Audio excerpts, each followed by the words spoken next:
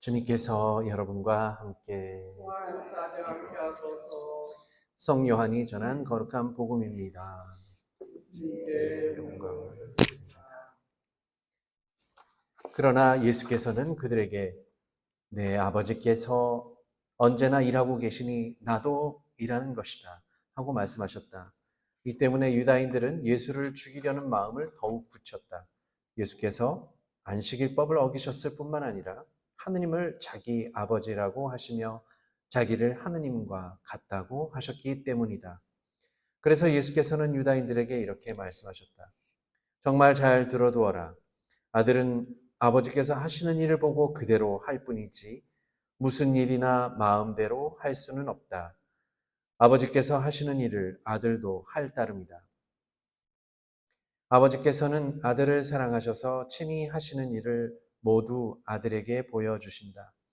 그뿐만 아니라 아들을 시켜 이보다 더 큰 일도 보여주실 것이다. 그것을 보면 너희는 놀랄 것이다. 아버지께서 죽은 이들을 일으켜 다시 살리시듯이 아들도 살리고 싶은 사람들은 살릴 것이다. 또한 아버지께서는 친히 아무도 심판하지 않으시고 그 권한을 모두 아들에게 맡기셔서 모든 사람이 아버지를 존경하듯이 아들도 존경하게 하셨다. 아들을 존경하지 않는 사람은 아들을 보내신 아버지도 존경하지 않는다. 정말 잘 들어두어라. 내 말을 듣고 나를 보내신 분을 믿는 사람은 영원한 생명을 얻을 것이다. 그 사람은 심판을 받지 않을 뿐만 아니라 이미 죽음의 세계에서 벗어나 생명의 세계로 들어섰다. 정말 잘 들어두어라. 때가 오면 죽은 이들이 하느님의 아들의 음성을 들을 것이며 그 음성을 들은 이들은 살아날 터인데 바로 지금이 그때이다. 아버지께서 생명의 근원이신 것처럼 아들도 생명의 근원이 되게 하셨다. 아버지께서는 또한 아들에게 심판하는 권한을 주셨다. 그는 사람의 아들이기 때문이다. 내 말에 놀라지 마라. 죽은 이들이 모두 그의 음성을 듣고 무덤에서 나올 때가 올 것이다. 그때가 오면 선한 일을 한 사람들은 부활하여 생명의 나라에 들어가고 악한 일을 한 사람들은 부활하여 단죄를 받게 될 것이다. 나는 무슨 일이나 내 마음대로 할 수 없고 그저 하느님께서 하라고 하시는 대로 심판할 따름이다. 내가 이루고자 하는 것은 내 뜻이 아니라 나를 보내신 분의 뜻이기 때문에 내 심판은 올바르다. 주님의 복음입니다. 예수를 찬양합니다. 자리에 앉으십시오. 성부와 성자와 성령의 이름으로 아멘. 오늘 복음은 어제 들으셨던 복음, 베차타 먹가의 병자로 인해서 유발된 사건과 연결되어 있습니다. 그래서 유다인들에게 예수님과 하느님은 어떤 관계이고 무슨 일을 하시는가를 그래서 오늘 그 뒤에 아주 길게 유달리 길게 설명하고 계십니다. 그 이유는 뭐 아시다시피 오늘 복음에서 유다인들이 예수님께서 이제 아버지께서 언제나 일하고 계시니 나도 일하는 것이다 라는 예수님 말씀으로 인해서 두 가지 죄목으로 예수님을 죽이려고 하였기 때문입니다. 하나는 안식일법을 어긴 죄목이었고요. 또 하나는 하느님을 자기 아버지라고 하여서 하느님과 같다고 한 죄목으로 죽일 계획을 세웁니다. 유다인들에게 안식일법은 어떤 의미였을까요?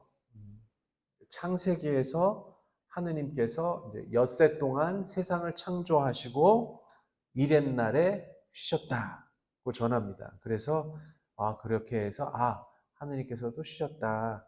그러니 사람도 마땅히 쉬어야 하고 또 무엇보다도 안식일을 거룩히 지내라고 한 계명으로 인해서 안식일은 하느님을 경배하고 기도하는 데 온 힘을 기울여야 했습니다.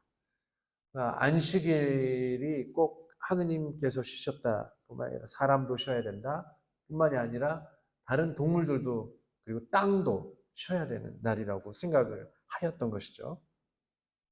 그러나 실상 이렇게 안식일을 거룩하게 지내라. 우리 말로 하면 주일을 거룩하게 지내라라는 말인데요.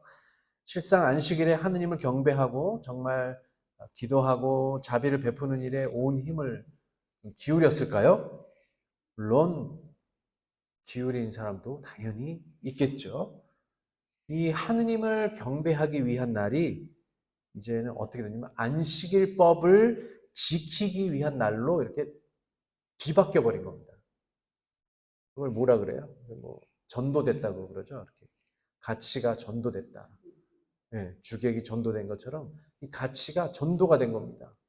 아니, 하느님을 경배하기 위한 날이 이제는 안식일 법을 지켜야 하는 날로 되어버린 거죠. 그래서 하느님은 사라지고 율법만 남았습니다. 그러니까 예수님은 우리에게 다시 하느님을 아버지라고 돌려주신 겁니다. 율법이 아니라 하느님 아버지를 우리에게 알려주신 거죠. 예수님이 기도하는 법을 제자들에게 가르쳐 주신 그 기도가 뭐죠? 주의 기도예요. 직접 가르쳐 주신 주의 기도인데 거기에 어떻게 시작해요? 하늘에 계신 우리 아버지라고 시작합니다. 그렇게 가르쳐 주셨어요. 우리 아버지. 남의 아버지가 아니라 우리 아버지로 가르쳐 줬어요. 그러니까 안식일의 주인은 따지고 보면 하느님인 거예요. 근데 율법이 그 자리를 차지해갖고 사람들이 그냥 안식일법만 안 지키면 되는 걸로 그냥 전전긍긍 했다고 하는 것이죠. 서양 사람들은 보면은 우리 아버지라는 말을 잘 안 써요. 무슨 말은 서양 사람들은 나의 아버지, 나의 어머니 이런 말이에요. My father, my mother, my mom 이렇게 얘기하지. 우리 아버지는 우리나라 사람들이 이렇게 많이들 그래요. 우리 아버지래요, 우리 아버지. 다 우리 아버지. 네. 또 겸손하게 해서 저희 아버지 뭐 이렇게 하는데요. 그렇게도 말씀하는데요. 하지만 예수님께서는 나의 아버지이자 너희의 아버지인 하느님이라고 분명히 말씀하셨듯이 이제 서양 사람들, 지금의 서양 사람들하고 다른 말씀을 하시는 거예요. 그래서 단순히 무슨 언어 습관으로서 나의 아버지가 아니라 우리 아버지, 정말로 우리 아버지. 근데 여기 아버지는 진짜 나의 아버지뿐만 아니라 너의 아버지. 진짜 우리 아버지를 우리에게 명확하게 그 인식을 심어주신 겁니다. 그런데 유다인들의 이 관습과 사상은요, 하느님을 우리 아버지, 나의 아버지라고 이렇게 부르는 일이 그렇게 간혹 어떤 사람이 그런 적은 있었어도 되게 불경한 것처럼 생각을 했던 것 같아요. 그래서 나의 아버지라고 부르면 뭐예요? 나는 하느님의 아들이 되는 거잖아요.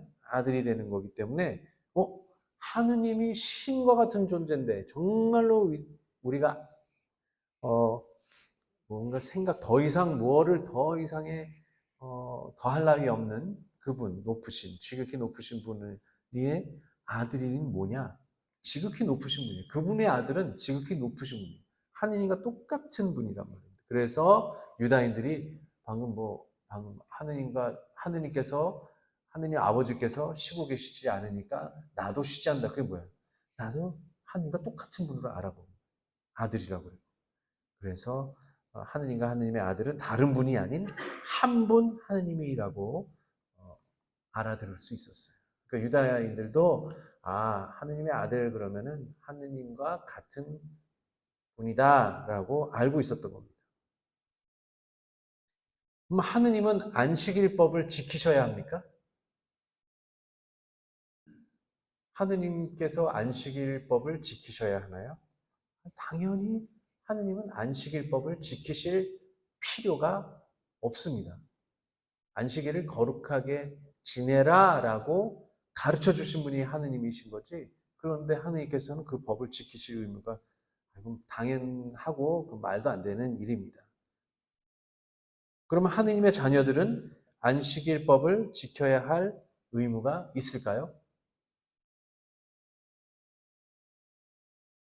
사실은 그렇게 딱히 의무가 없습니다. 다만 안식일법이 누구를 위한 법이고 무엇을 지켜야 하는 법인지를 우리가 제대로 알아야 되겠다라는 겁니다.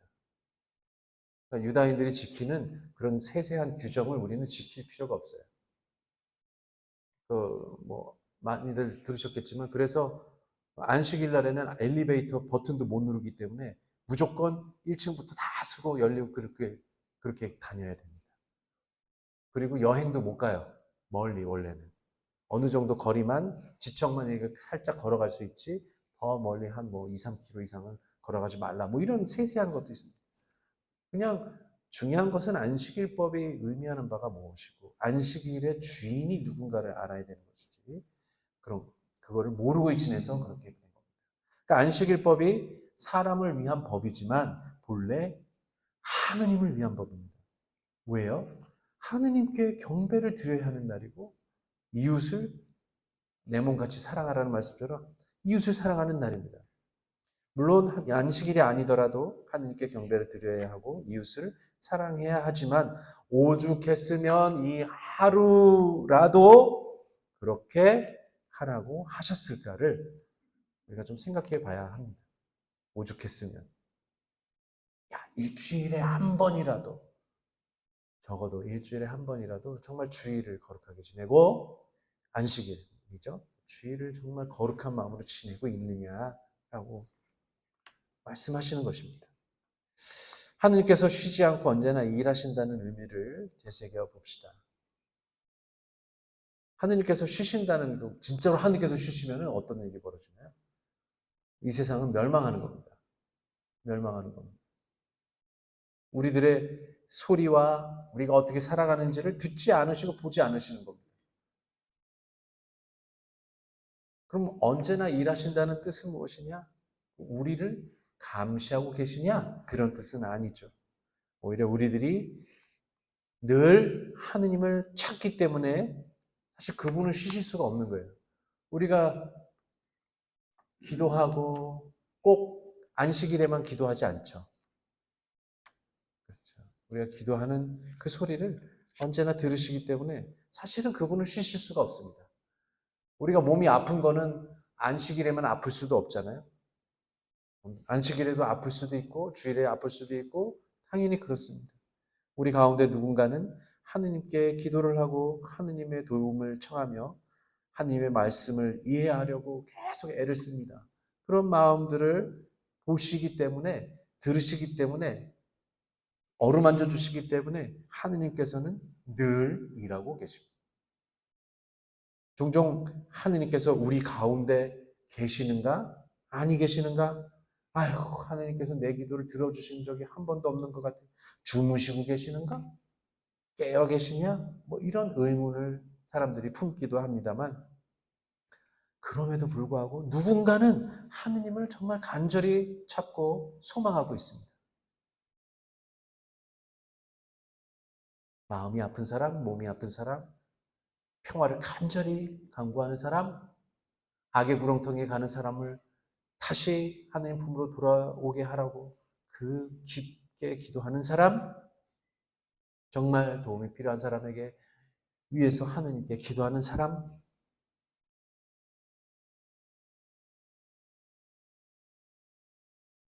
정말 하느님을 간절히 구하는 사람들이 있습니다. 그 소리를 들으시기 때문에 하느님은 쉬실 수가 없는 것입니다. 그래서 예수 그리스도도 함께 쉬실 수가 없어요. 예수님 그리스도께서 쉬실 수 있다고 하는 것은 우리가 정말 하느님 품에 정말 폭 안겨서 영원한 안식을 누릴 때, 아마도 죄인이었던 우리들이 그렇게 하느님 품에서 의인으로 거듭나게 될 때, 그때 쉬실 수 있으실 겁니다. 그래서 우리는 이렇게 함께 기도해야 하겠습니다. 주 하느님은 찬미와 영광을 받으시옵소서. 인간이 무엇이건대 저희가 하느님께 간청하고 매달리고 읍소하는 소리를 들어주시고 돌보아 주시나이까.